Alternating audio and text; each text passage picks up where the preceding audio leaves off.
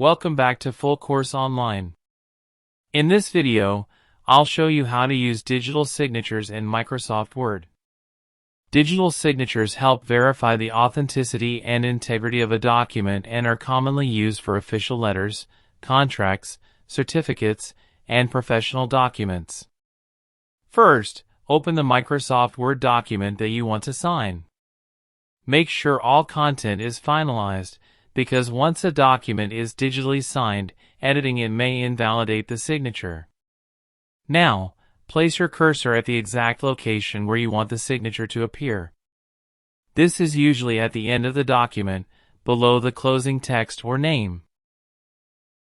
Next, go to the Insert tab on the ribbon at the top of the screen. In the Insert tab, look for the text group. Click on Signature Line, and then choose Microsoft Office Signature Line from the drop-down menu. A setup window will now appear.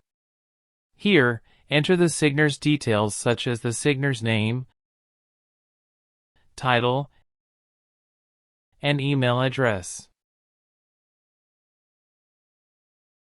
You can also add instructions for the signer if needed, such as "Please sign here after review." Once you have filled in the required information, click OK.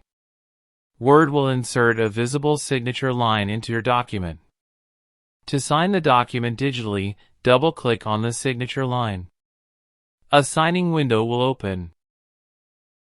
You can type your name, upload an image of your handwritten signature, or use a digital certificate if one is available.